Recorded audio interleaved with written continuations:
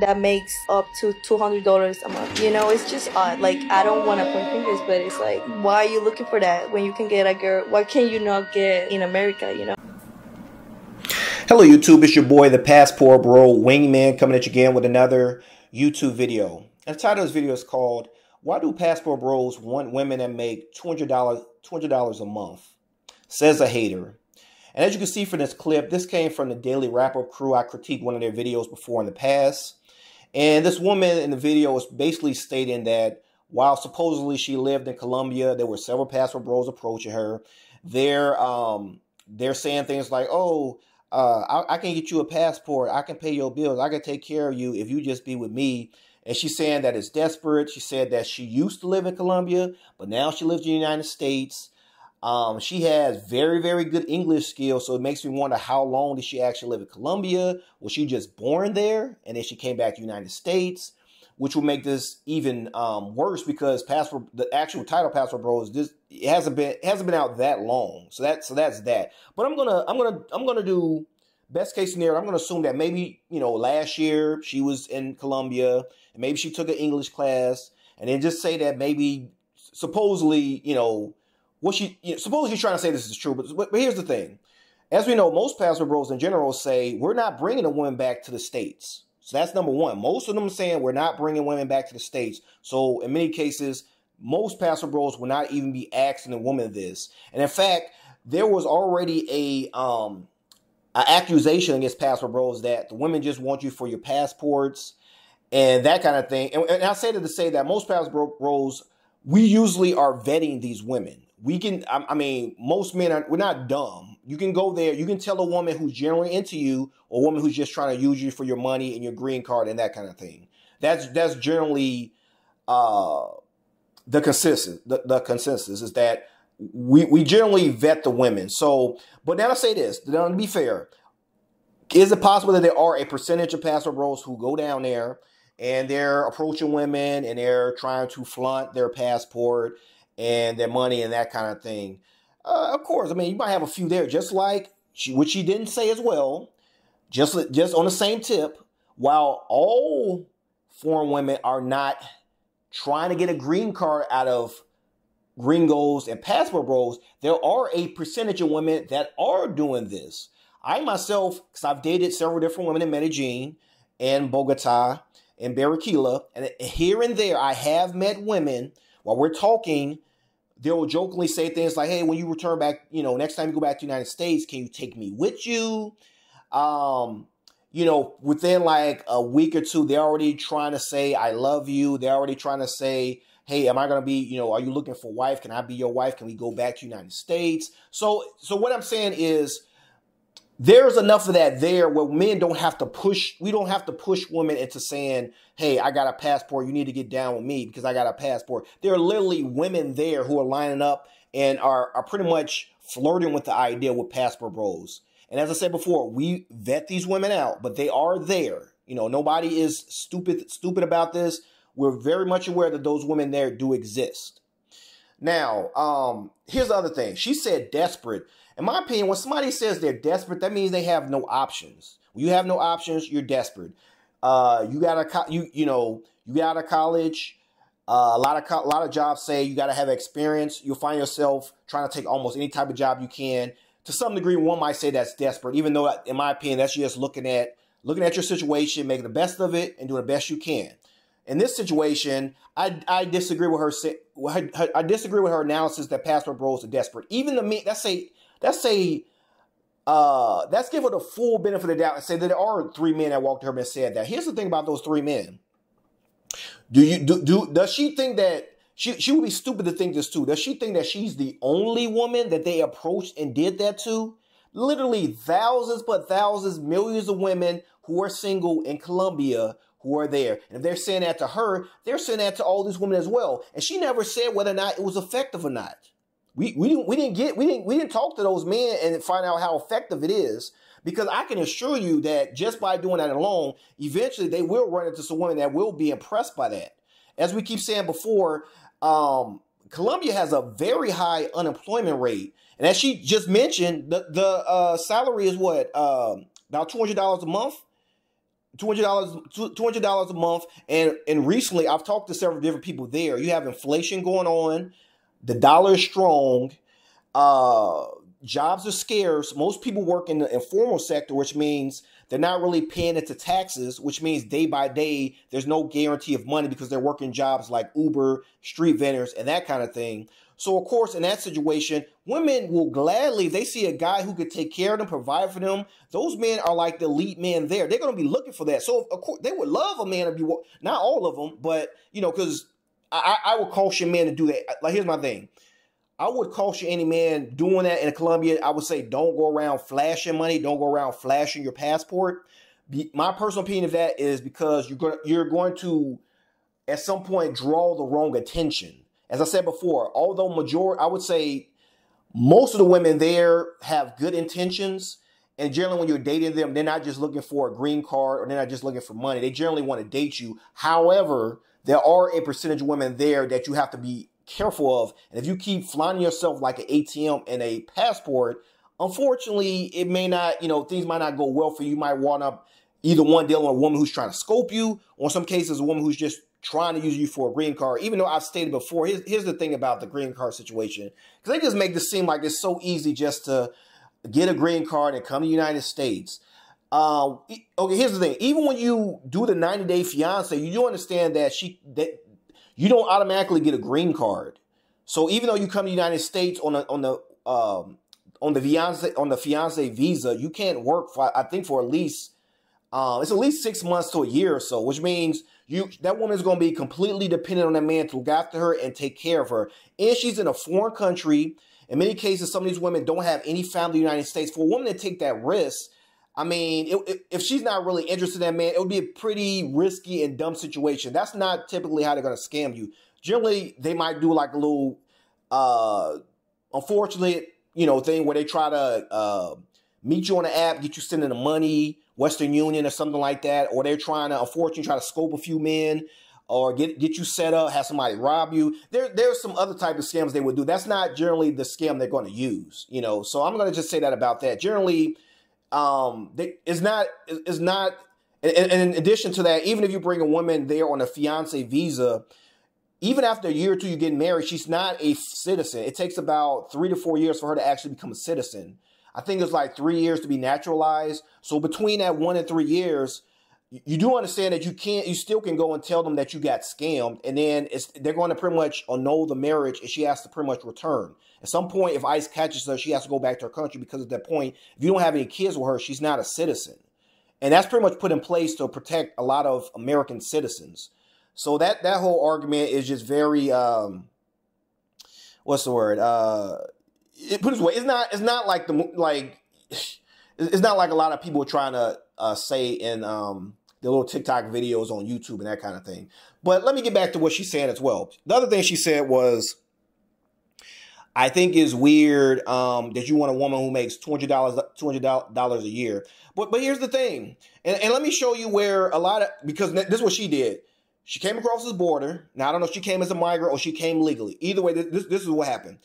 So she left her country. She came to America, and she pretty much came at the wrong time. I think they said about 15% of people are saying that they don't like the Biden economics. They said they're worse off in the economy. They have not made any additional money. There's a housing crisis in which it's very difficult to get a house. There's an issue with interest rates, which means it's very difficult to get a car. If you get a car, you're going to have this very high expensive rate. There's homelessness in a lot of these sanctuary cities, homelessness everywhere.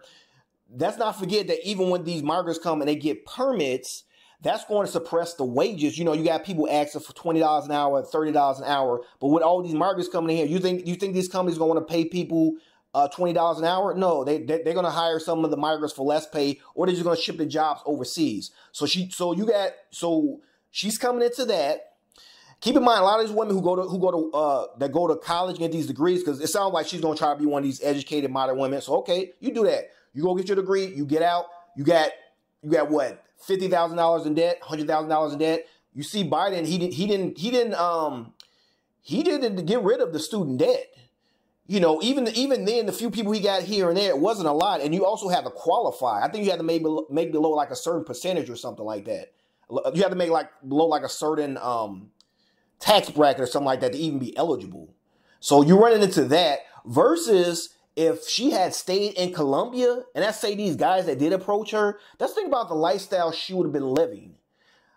First off, as a guy who's been to all different parts of Bogota, literally for about $700, the type of apartment you have is very luxurious.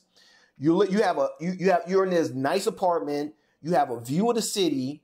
Food there is not expensive. Not only that, it's healthier. So you got healthier food there. They got gyms there. You're living like a king there. And if she was in Colombia and you wind up marrying her, obviously what? She would inherit that hotel. She'd be living in luxury as well. You can give her money to go shopping because clothes there and go like things at the mall are not that expensive. You can hand her money. She's going out. She's going to the mall. She's taking care of herself. Eventually get her a car there, and you can raise children there, international school, and your standard of living there is going to be supreme to what you're going to get in the United States, because that same apartment you get in Colombia, that apartment in New York, you're probably talking about $3,000, $4,000 if you're lucky. And then when you're paying that, keep in mind that, so you're paying that, and basically, in many cases, as I said before, only about 10% of men make over $100,000 a year. Only 10%. In the black community, it's even less.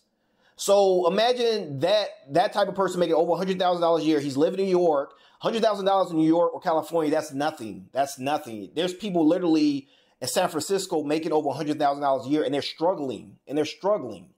So that guy marrying her, taking her to New York, they're going to be struggling because most of his check is going to the rent. It's going towards the rent. And of course, she's not going to want basic Walmart clothes and stuff like that. Of course, she wants Gucci. She want to go to, the Gucci store. She want Polo. She want all the fine.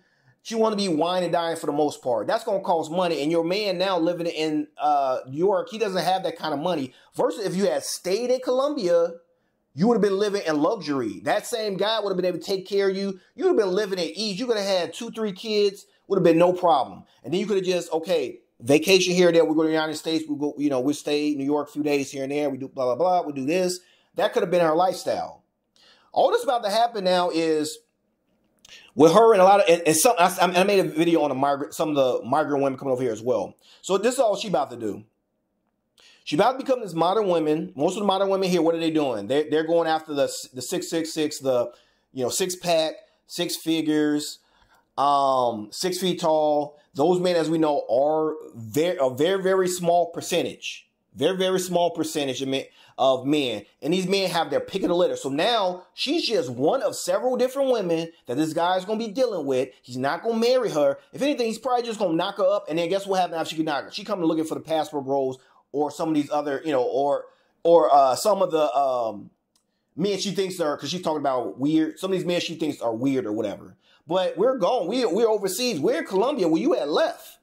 And that's really why she's, in my opinion, feels this way, because there goes her cleanup man. And I'm pretty sure when she was in Colombia, she probably, this is my personal opinion, probably got more attention when she was in Colombia than when she was here in the United States. If you look at it now, she looks kind of like, I don't know how she looked before she came to America, but she's a little chunky. Looked like, I'm looking around her face and stuff like that. Looked like she, is a little bit overweight and not in a good way. And as I said before, most guys are not really looking for heavily obese women or women who are not really shaped really well. Versus has she stayed in Colombia where the food is healthy. I think there was several different chemicals that are banned in the foods.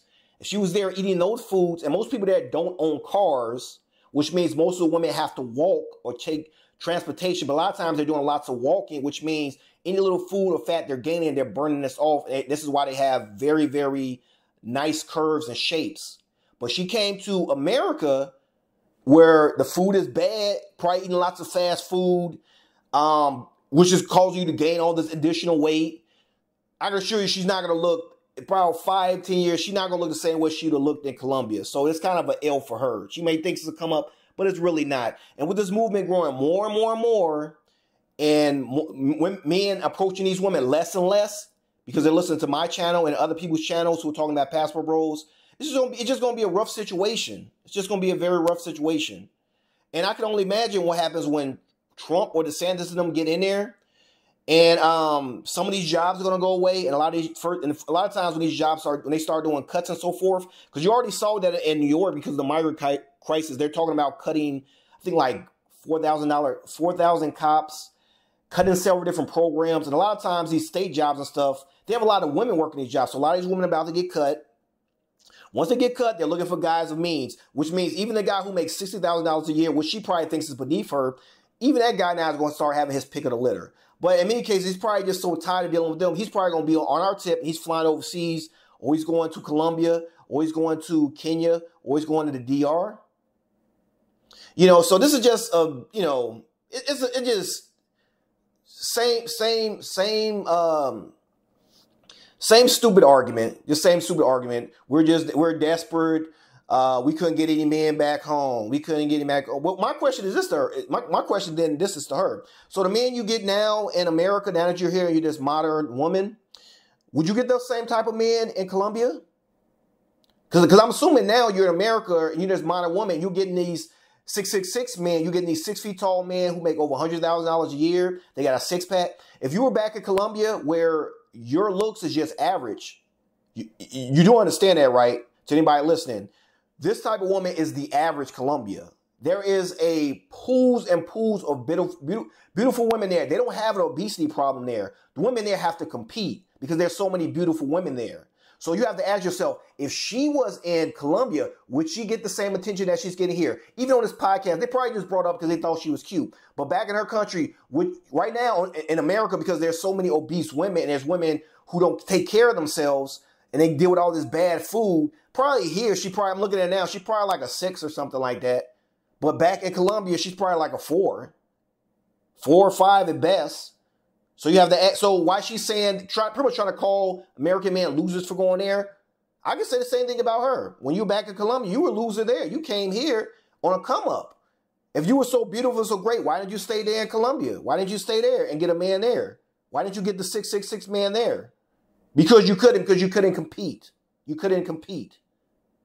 You're mad because now you thought you were going to come here, live this boss babe life, and men are going to be all over you. But what you're going to find out is you have a few things waiting for you in your future. You're either going to become probably a baby mama and a Chad Brad. That's probably in the card somewhere. You might wind up being a cat woman. Or, you wind up dealing with, Pookie and Ray Ray or that kind of thing. And then after all that, you want to come back to the passport bros or men who are not the 66 men, but a lot of those men are becoming passport bros. And you're just going to wind up, unfortunately, being miserable. There's no other way to put it. Versus, again, you stayed in Colombia, everything would have worked out. Now, I can't be I can't be against anybody wanting to better their future and that kind of thing. But, the hype of American woman, I know that they sold her a dream probably in Colombia about what it's like being a modern woman. You have men catering you here and there and doing all stuff like that. But I give her because right now I'm not sure what her age is. If I had to guess, I'm probably going to say she is about, I'm going to say 28, 29. Already in the danger zone. She got about 3, 4, 5, I give her 5 more years. About 5 more years. And right now, it doesn't look like the way she's talking and flirting and stuff like that. I don't think she's going to settle down that quickly, especially since she just got it. She's probably going to try to go to college, get a little job, try to, start her business and that kind of thing. Because she talked about how, I guess for the most part, those women, they don't need the men once they get here. Okay, keep doing that. Then when she's 36, 37, she's checking for us. We ain't looking for her. You see the irony. So, but I could go on a rant on this for several more minutes, but I'm going to end this right here on a good note. And until next time, this is your boy, the Passport Bro Wingman, signing off. Please subscribe to my channel, hit the thumbs up, hit the notification bell.